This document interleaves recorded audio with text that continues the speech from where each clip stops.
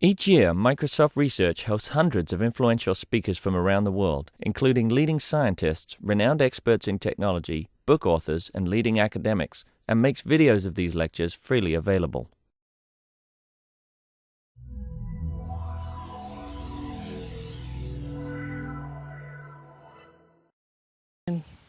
My name is Amy Draves, and I'm here to introduce Andrew Blum, who is joining us as part of the Microsoft Research Visiting Speaker Series.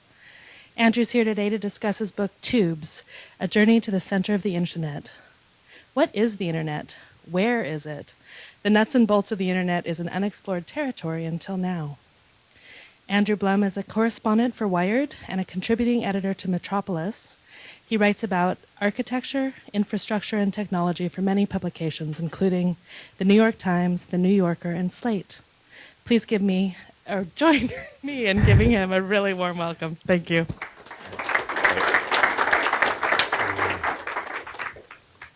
Thanks, Amy.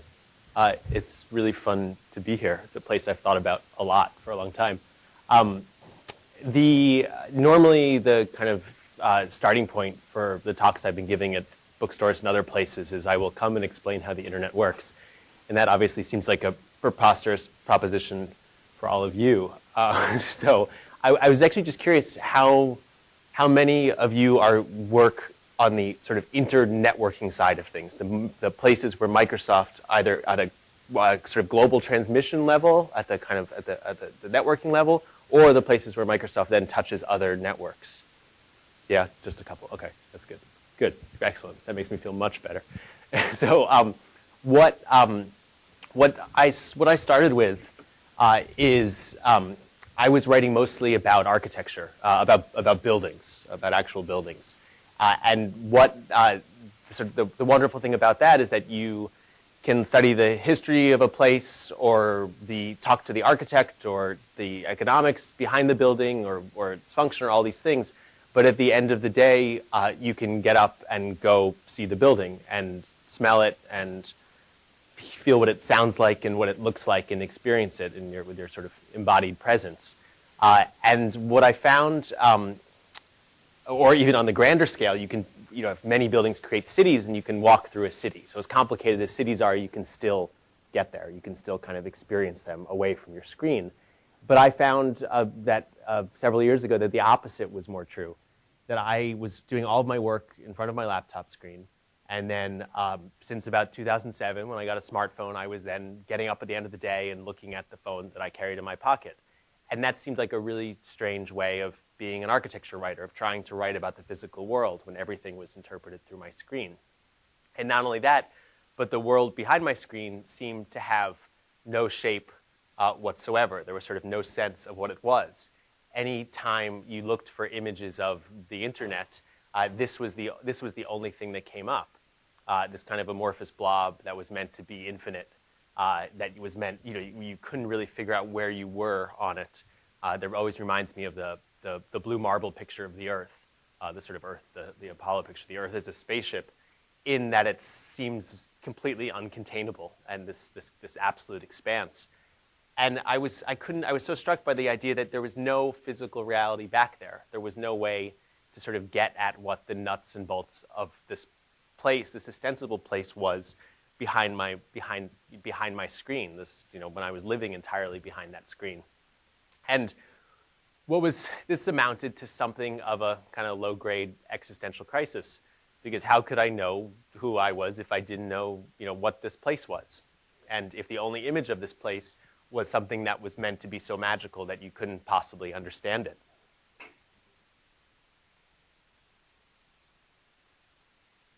Oh, and then one day this happened, a familiar thing.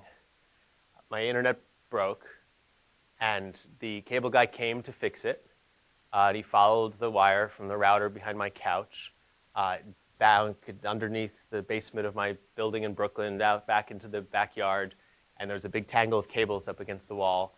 And then he saw a squirrel running along the cable. And he said, "I think that's your problem. I think a squirrel is chewing on your internet." And this seemed sort of preposterous, because the internet was a transcendent set of protocols. It was the thing that caused revolutions and changed online dating and absolutely everything. It wasn't something a squirrel could chew on. But if it was, if in fact a squirrel had chewed on my internet, then there had to be other pieces that squirrels could chew on as well. And I got this image of what would happen if I started to yank the cable from the wall and see where it would lead. Here, maybe, I suppose, in some form. that was the starting point.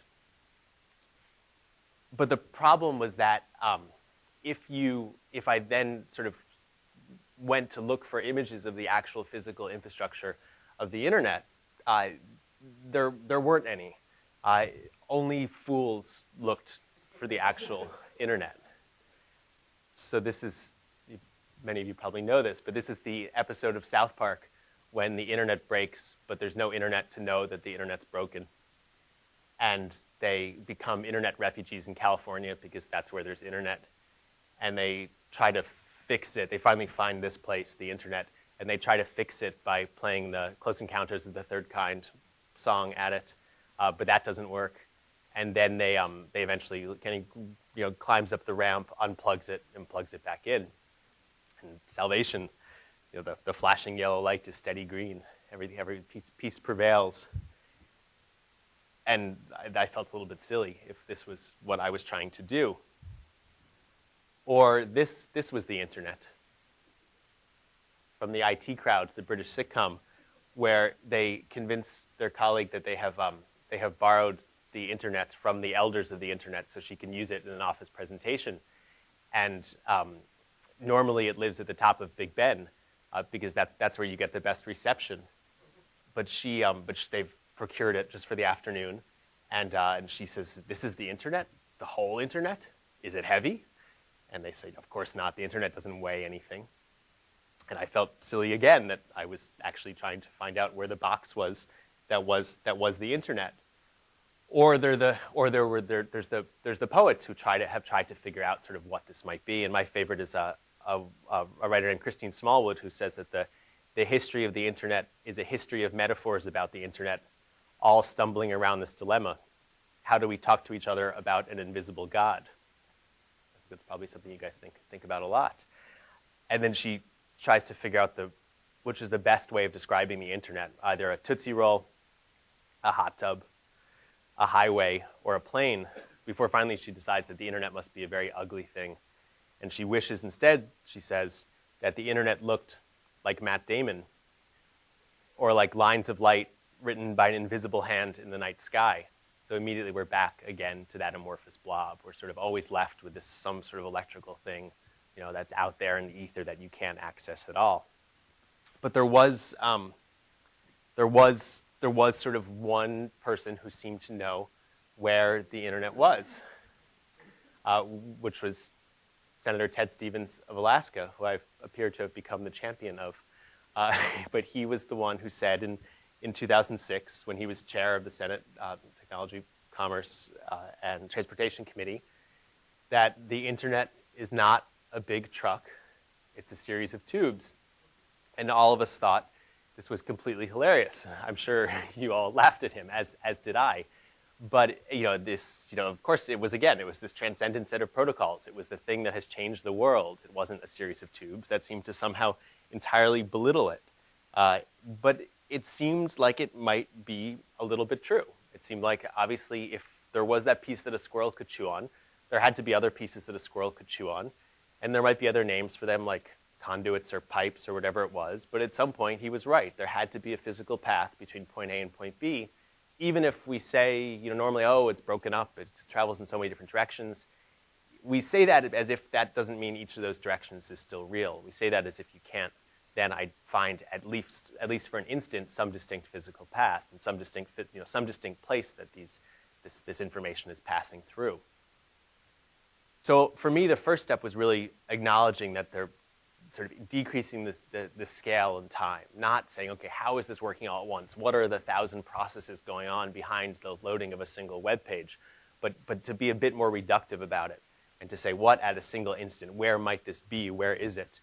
And it turned out, to my surprise, that there were surprisingly few places where the internet predominantly was. And so what it became, normally I sort of offer a caveat, which is to say that I'm I'm going to ignore the logical. And that seems an a particularly important point to make with all of you. And to be a little bit technical, but for the moment, if in terms of the OSI stack, which I assume is a very mostly familiar thing for a lot of people, yeah, I'm operating from the dirt up to about layer 2.5, never getting above that. So sort of ignoring a huge amount of all the things that we see on our screen, and instead focusing on the physical path, focusing on where the internet is. This is, on the left, is a fiber regeneration hut in the middle of Kansas. And this came about, I started working on this as a photo essay for Wired, and was asked to find pieces of the internet that we could photograph. And I was on the phone with a PR person at one of the big global backbones, and said, so is there like a place in the middle of the country where the fiber is regenerated? And she said, let me find out. And got on the telephone a guy in Kansas City with a pickup truck who was responsible for maintaining all of the regeneration huts in a 500-mile radius. And then had this somewhat surreal conversation with him about which was the most beautiful. And it turned out to be this one. And then for me, it came down again to this being the sort of basic physical unit, a yellow fiber optic jumper cable. This was the sort of fundamental, medium of the physical infrastructure of the internet. And when you bend it, you see light. It's sort of that literal. And and again, the basic unit today is a 10 gigabit per second wave of light. And that's changing, as I'm sure many of you know, up to 40 gigabits per second or 100 gigabits per second. But to begin to recognize that that was the sort of basic physical medium, these 10 gig waves of light passing through yellow fiber optic cables. And then combining in buildings where the networks of the internet connect to each other. And that, again, was striking to me to try to understand as an absolutely unequivocally physical process. The router of one network connecting to the router of another network.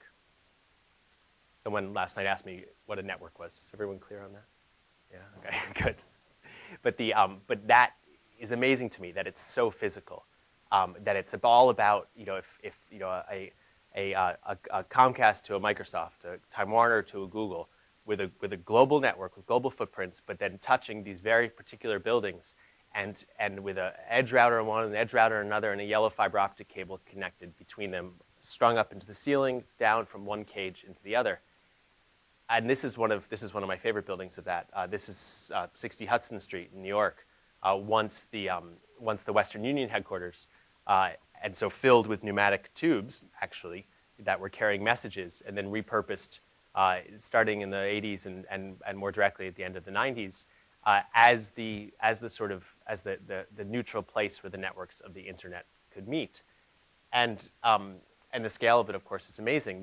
What makes 60 Hudson particularly special is I think it's 6 of the transatlantic undersea cables, all home run directly to 60 Hudson.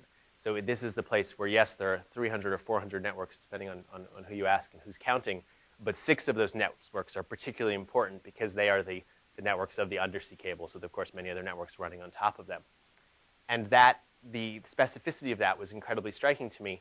And the place of this building, among a very short list of places around the world, really, as I see it, about a dozen buildings around the world that are vastly, that are absolutely the most important sort of monuments of the internet, by virtue of the fact that they are where the most networks of the internet connect to each other.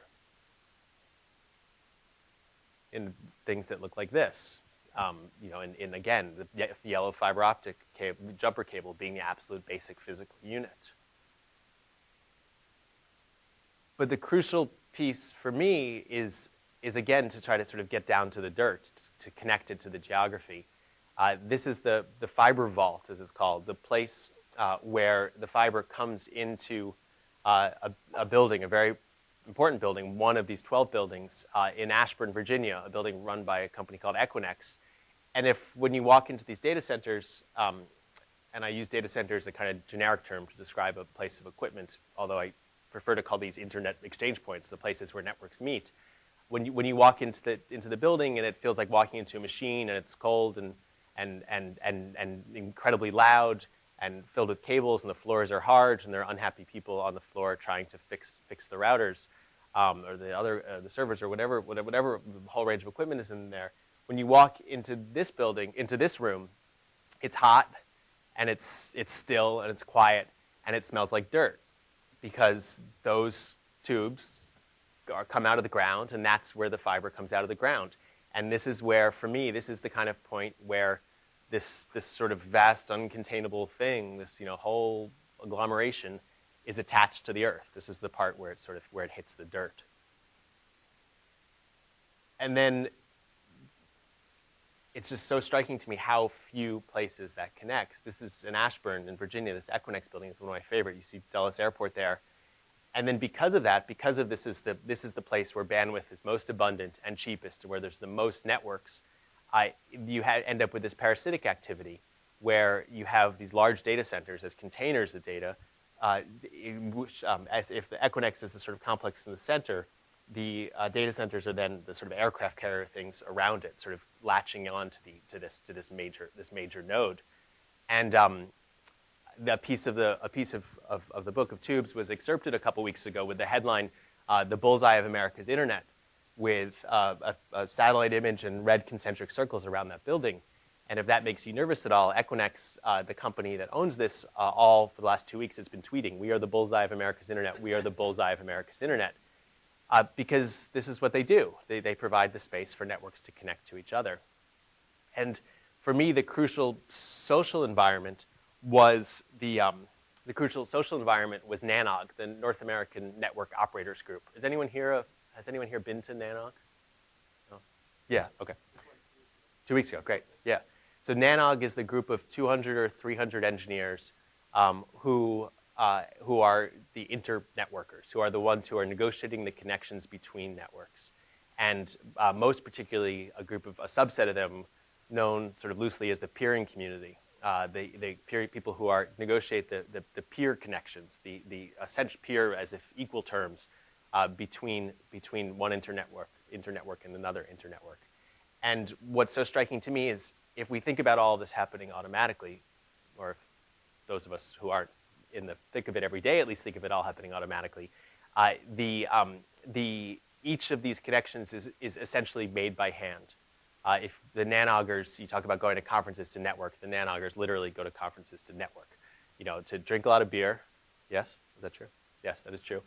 To drink a lot of beer and to develop relationships and figure out who is clueful, meaning the opposite of clueless, and to then, based on that trust, acknowledge that it is worthwhile for me to connect my network to yours. And then to consummate that decision, and perhaps that decision is sweetened by someone paying the other, by becoming a customer, or not always, but then to consummate that decision by stringing a yellow fiber optic cable from my router to yours, most often in one of these very particular list of buildings.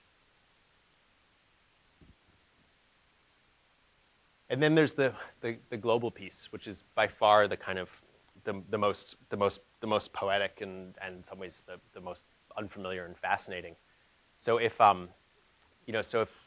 satellites for international data traffic are essentially a rounding error, all of it is undersea cables, and there are fewer of them than you might expect, around 10 or 12 across the Atlantic, and fewer than that across the Pacific.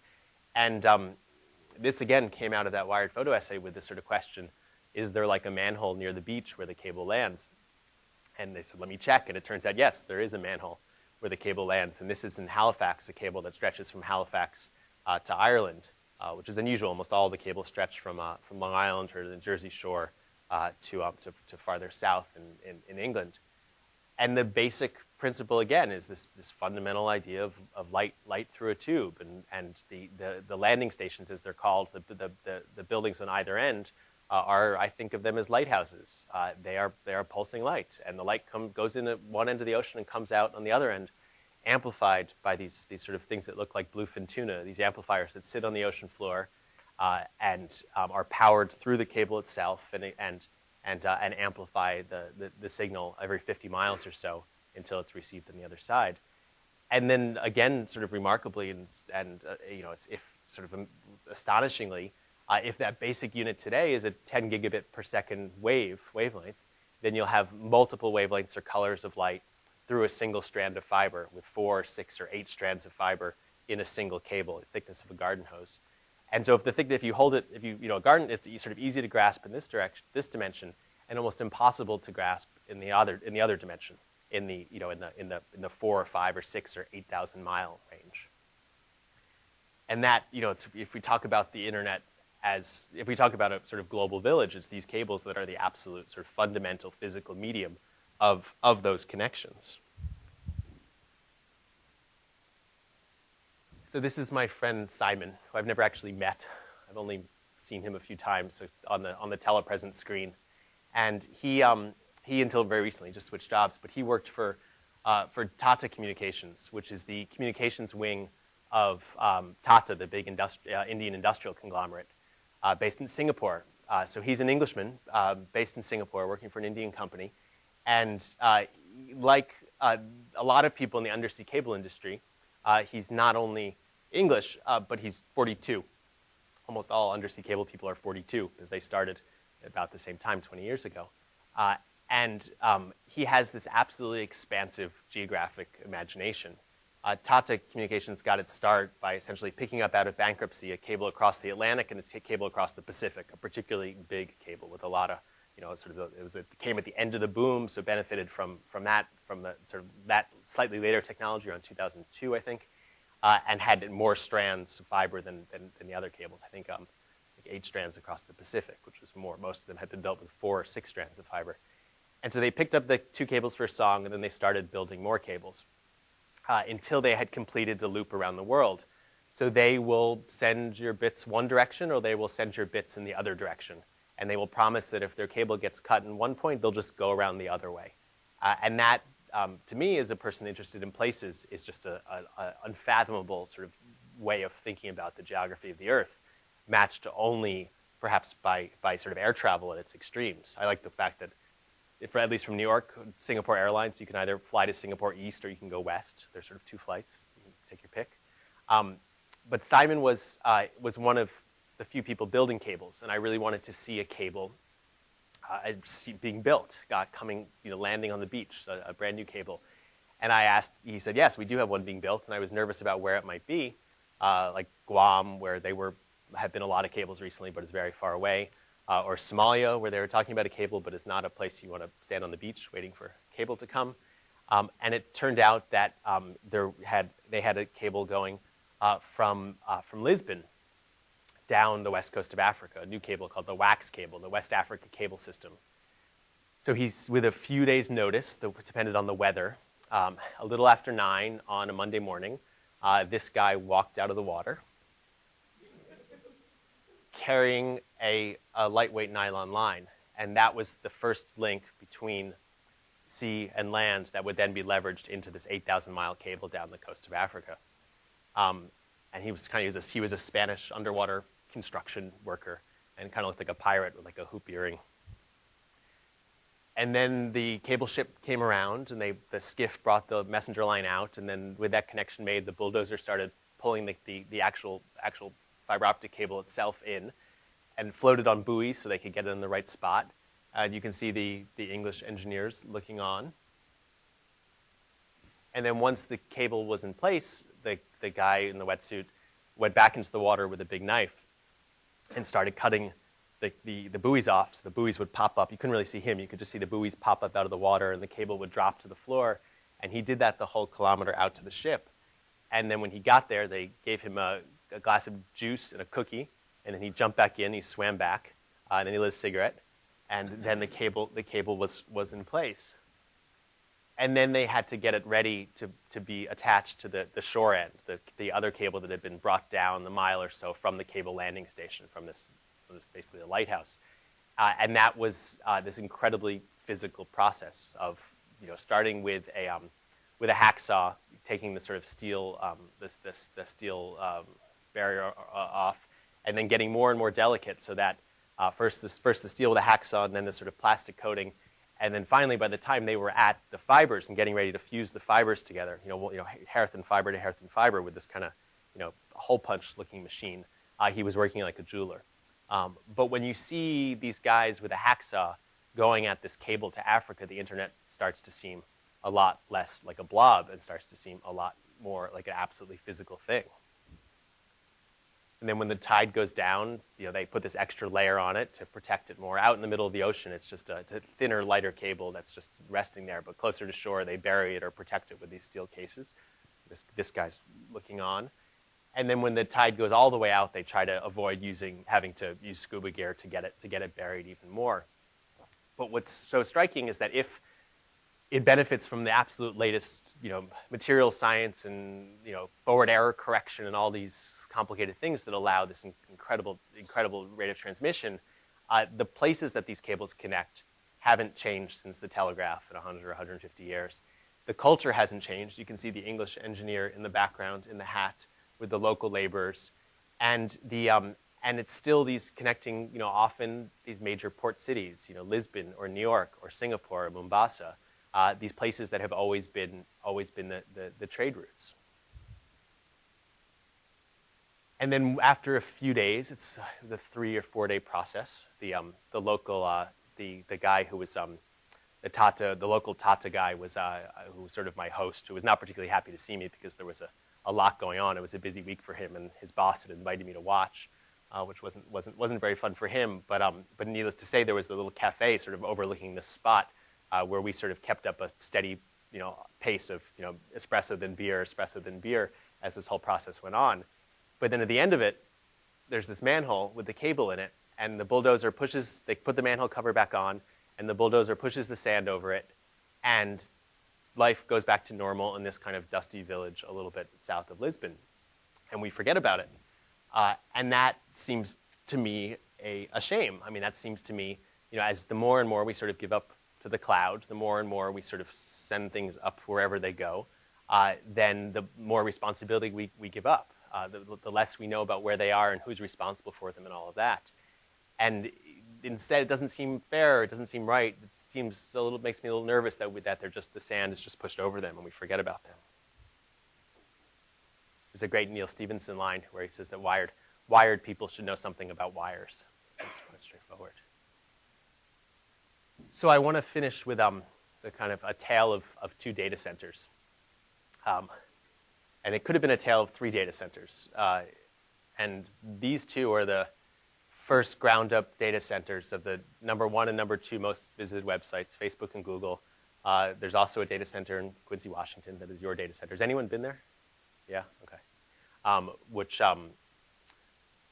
I feel as if I should explain why I didn't go there. There are lots of good reasons. But at Quincy, I understand, is a great spot right now with huge sort of data center ecosystem happening.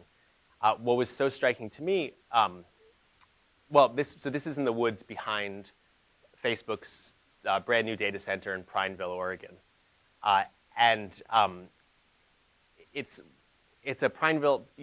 Facebook has sort of broken the mold by being incredibly vocal about the process the whole way through, and saying this is where it is, this is why we're here. Prineville has embraced Facebook. Facebook has embraced Prineville. And while if my initial image of it was of this enormous 300,000 square foot data center, the first of 3 buildings, the size of 3 Walmarts, Walmart being the measure of big in all cases, as this some sort of industrial blight, when I got there, it seemed like the opposite. It seemed like everybody in Prineville was very excited to have Facebook there, that this had essentially replaced the industry that had left otherwise. And literally used the power capacity that had been developed for that collapsed industry. So this data center, as I'm sure is the case in Quincy as well, it's a different proportion, but uses as more power than the county in which it sits. But what was striking to me, being interested in the physical infrastructure of the internet, was the degree to which this was taken seriously as a monument. I believe that architecture expresses ideals. That it says something about what's going on inside. That's what it always has. That's why banks and libraries have been sort of celebrated buildings. And among all the places that I saw, this was both one of the newest, but also a place that seemed to take very seriously the kind of human idea of what it embodied, as expressed as well in the architecture. It's a surprising building both for how beautiful it is, and I admit that the engineers who work in it, this is not what they say. This is what I'm saying, but this is what I sort of read in the what I read from this building. And yet, so it's this sort of extremely beautiful data center, and there's a hot rod of a data center. I know as well, the containerization things that Microsoft had done take a different approach to the same end of building the absolute most efficient place it could be, a building-sized machine. But the challenge for me was to recognize that this was the source of important things, of announcements of new babies and new jobs, and and many more banal things on Facebook. And each of those blue lights represented a terabyte hard drive, and there were aisles and aisles and aisles of them. But it was still a leap from knowing what was ostensibly there to sort of feeling what that meant. It still required a sort of big leap of abstraction, even though I was standing in that place, even though I was actually there. And that's it was a start, but it certainly didn't go all the way in terms of connecting this physical world and this virtual world. But it was exciting for me because it seemed to indicate, on Facebook's part, a somewhat new culture of being wide open. And of course, there's a joke to be made about Facebook and your privacy, but it still seemed like this was a new sense about the sort of monumentality of the physical pieces of the internet. So the other piece, and I visited these two places back to back, was Google's data center in the Dalles, which until recently had sort of been unacknowledged. I don't know, when I was there exactly a year ago, there was no sign on the door. There's only a sign that said Voldemort Industries until the satellite image of the data center on Google Maps was not just old but obscured, was actually smudged out. I spent a lot of time looking at your satellite image of it instead. Recently, that's been replaced. There's now a new satellite image, which I admit I'm kind of disappointed. I sort of enjoyed the fact that it was obscured, because it was after visiting dozens and dozens of these buildings and many pieces of the internet, and unfailingly being yes, a negotiation and a permission and a sort of a process of getting in. You couldn't just walk in. But once I was inside, the engineers who worked there, without fail, always wanted to make sure that I understood what I was seeing and what was going on and how this fit into the broader picture, because they believed that other people should know what they do and how this works, and they were very proud of what they do. And at Google, it was the opposite. It sort of played out as farce. I was invited over and then given essentially a tour of the parking lot. And when I said, what's going on inside this building, the response was, I'm sure that's information we have internally, but that's not something we talk about. Of course, you know what's going on inside your building. And then we all went to lunch, and I was, there was a PR person went around the room and said, please tell Andrew how much you like working at Google, and how many people applied for your job. And this would seem, yes, in some ways this is a very familiar corporate attitude and environment. But it was striking to me to the degree at which it was the outlier among the dozens of places that I visited, and dozens and over 100 engineers that I spoke with, and the degree to which it seemed as if I wanted to hold Google to a higher standard. And this goes for lots of companies, for that, we give so much to Google, to anyone, and it seems like that trust needs to be extended back in some form or another. And I say that both as a journalist, eager to sneak around in interesting places, but also as an internet user, eager to sort of know what it is that I have entrusted to the cloud. And the contrast sort of really came home to me on the way from the Dalles down to Portland, along the Columbia River, past the Bonneville Dam. And the Bonneville Dam is an absolute fortress. There's huge gates off the highway, and there's an Army Corps of Engineer guard who checks your car and looks in your trunk, and then says, "Come on in, come on in." And there's a museum, and a sort of interpretive display, and a fish ladder, and all of these things that begin to tell the story of the whatever it is, 75 or 80-year history of this dam, which undoubtedly is a sort of security-sensitive place for very obvious physical reasons. But there's still the implication that this is ours, that this is some sort of public infrastructure, that this belongs to all of us. It belongs to the Army Corps of Engineers, but it belongs to all of us as well. And we're obviously a long way from that with the internet. There aren't really, brewery tours of the internet. I think there could be. I think there's some interest in that. But it was really striking to me that there is this evolution that has to happen, that needs to happen as we put more and more of our life online. That there's a need to sort of know where those things are going and what's going on inside, and the sense of this becoming somehow ours. So, thank you.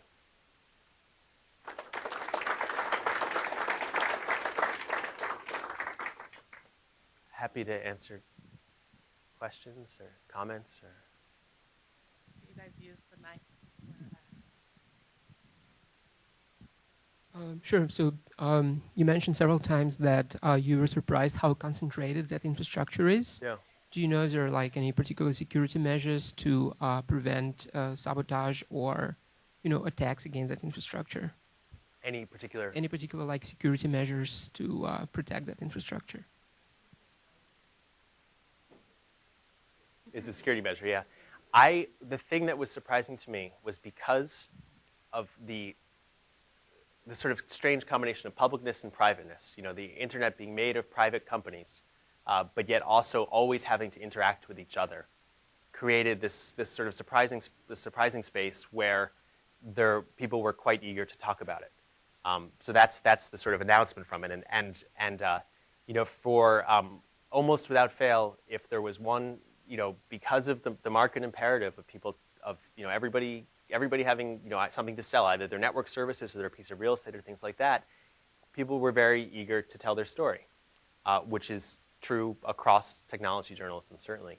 As for security measures specifically, I was struck by the fact that a lot of the focus is both on meeting the audit requirements imposed upon by the customers. There has to be X number of cameras, there has to be X kind of security, and that's imposed by often the financial firms and things like that say we won't use your data center unless these things are in place, and also the basic theft in some ways is the bigger issue, just with the sheer cost of this equipment.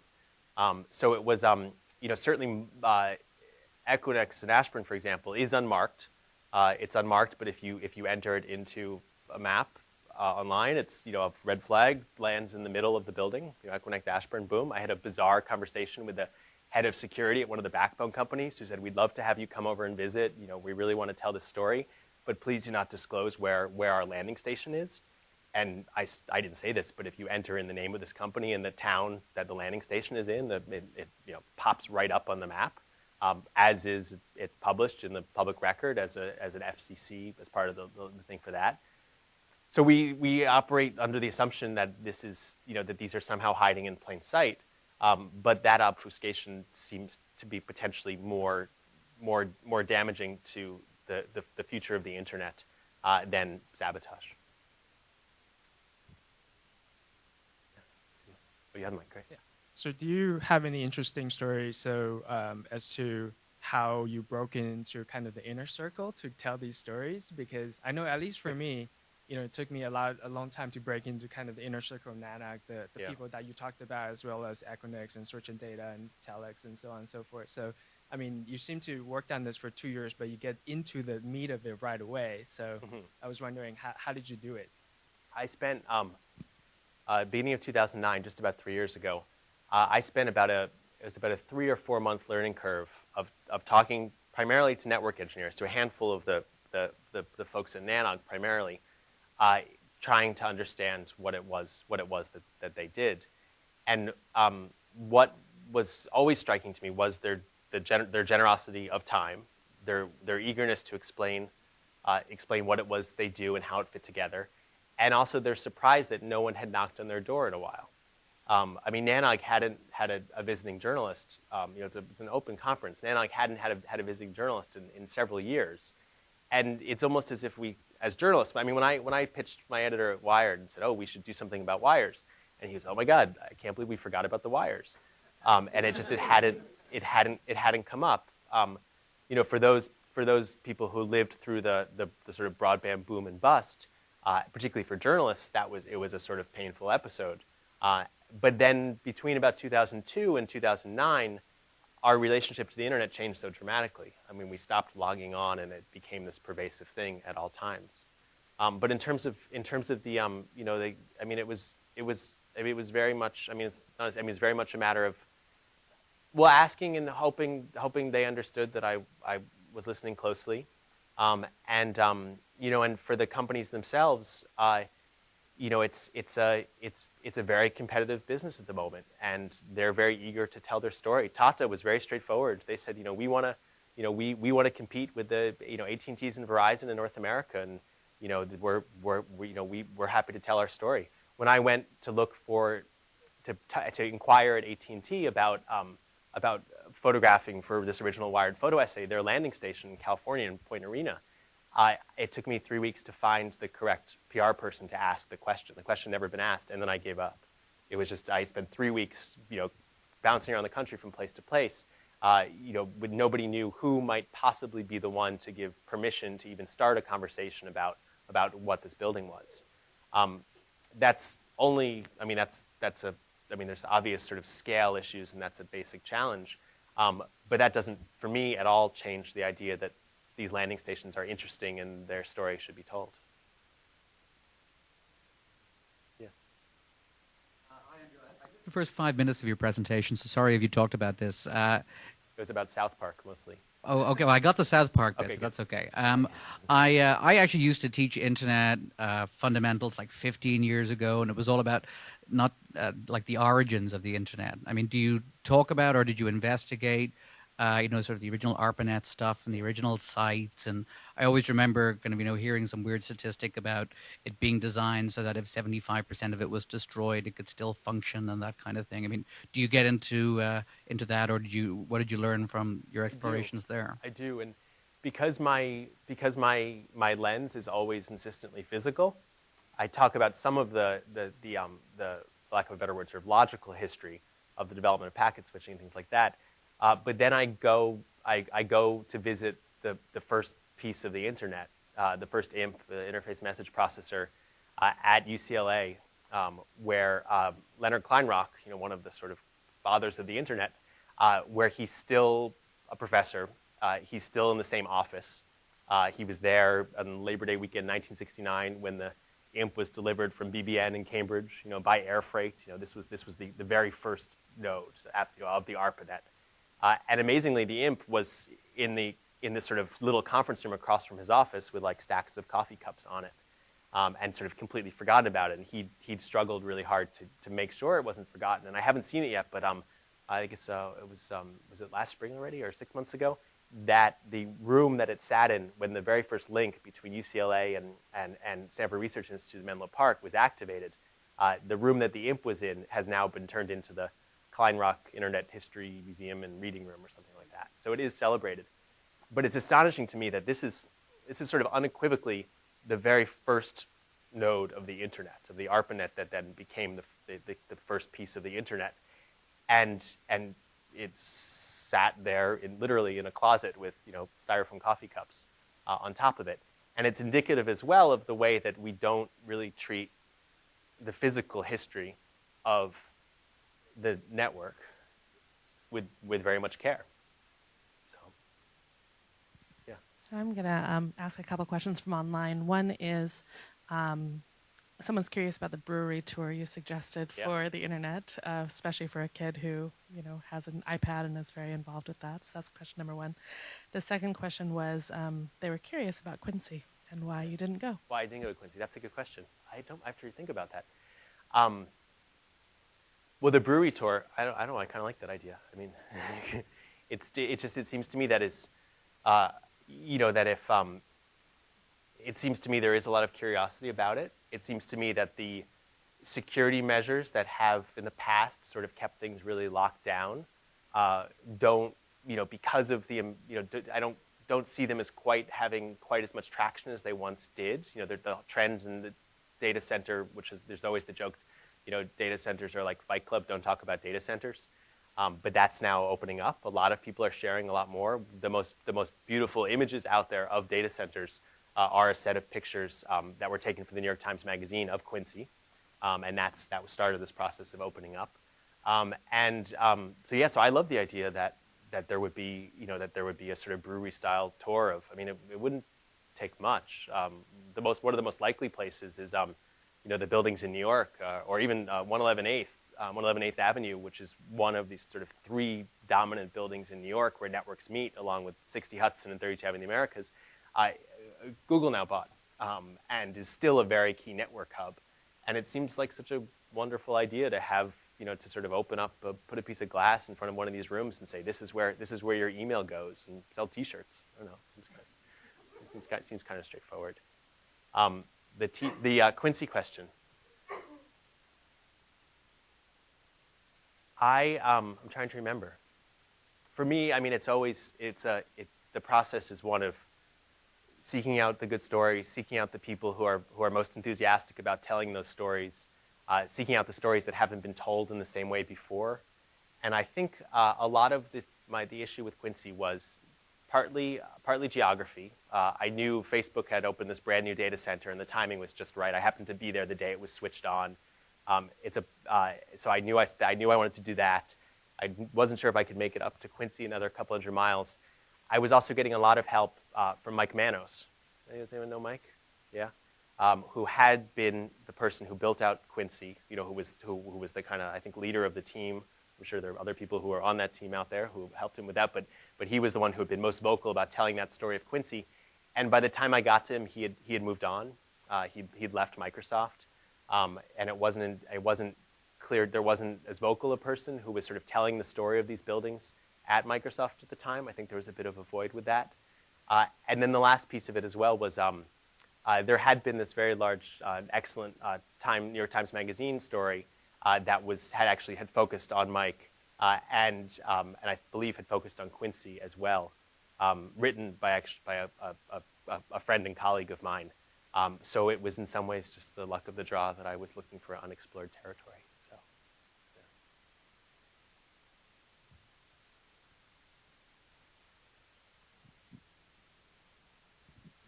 yeah. So all these networks obviously cross political boundaries. Did you run into any issues where you saw there were political implications of networks being put in different areas or data being transitioning borders? I heard that most from Mike Manos, actually, who talked about the need to acknowledge the need to acknowledge data sitting specifically in one place versus another. In my own travels, I was struck by the differences in the way that both physically things looked in different places, and also by the sort of cultural attitude with which networks were connecting to each other. The most dramatic was the difference that in these internet exchange points, if in the US they're based on real estate, if they're based on somebody owning the building and providing the service and the mechanism for one router to connect to another, in Europe it's mostly these exchanges, these non-profit or for-profit exchanges like the DKIX, the Deutschland Commercial Internet Exchange, or AMSIX, the Amsterdam Internet Exchange, that are sort of collectives and that provide the sort of both the social fabric and in some cases the actual switching fabric for networks to connect to each other. But I didn't look. I did not look. I admit that I was more focused on the color of the walls than on the laws. So, yeah. Based on your experience, how many backhoes will it take to shut down the entire internet? I get asked this question all the time. I don't know. No, it's not something. I mean, it's obviously not something I entertain seriously. It's not something I recommend entertaining seriously, and it's not something that I heard a lot of concern about from the people I was talking to. I think one of the two worst and most significant network outages in recent years. One was an earthquake in Luzon off the Straits of Taiwan that cut, I think, 6 of the 8 undersea cables connecting Southeast Asia, and that really had a major impact. And if an undersea cable is cut, you have to send a ship out and throw a grappling hook over the side and pull the cable up and fuse it back together. And there were multiple breaks in multiple places. They had to do that for weeks and months. So that was one. And then one of the second major outage was in Silicon Valley, I think 3 or 4 years ago, where somebody had in fact gone into a manhole and cut exactly the right cables to bring out, to really do major damage and create a big mess for a big portion of the area, which was discovered to be a union dispute, Somebody knew exactly which cables to cut. Then there's the story of the 75-year-old woman who was scavenging for copper in Armenia and cut through Georgia, the country of Georgia's fiber optic connection in Georgia was down for 3 hours. So in Georgia, the answer is 1. Not even a backhoe. That was a grandmother. So we have time for a couple more questions? Or? We do have time.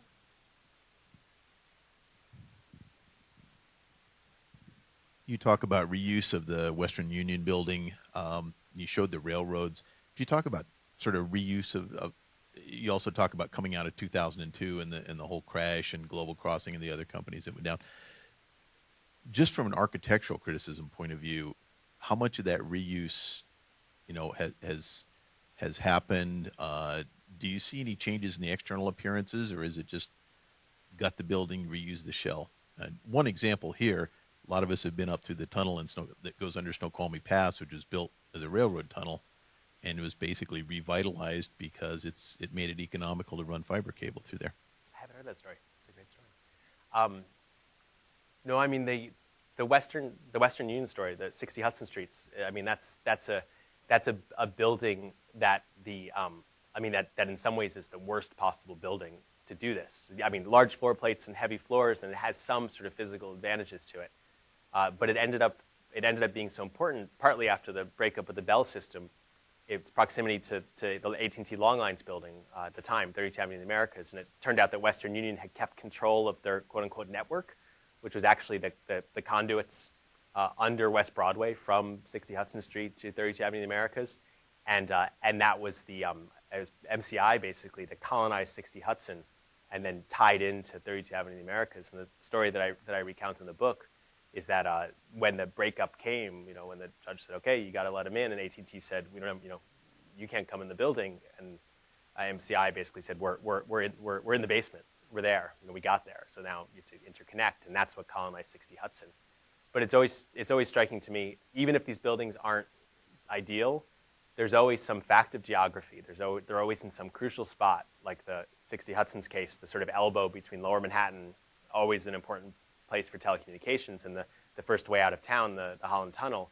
And then there's always some charismatic salesperson who convinced the first two networks to come and then to that otherwise. And for Equinix and Ashburn, that was certainly the case, to the point where the inside of the building is designed particularly as if it were the lobby of a fancy hotel to appeal to the network engineers who would be putting their stuff in there, which means making it look like a science fiction movie.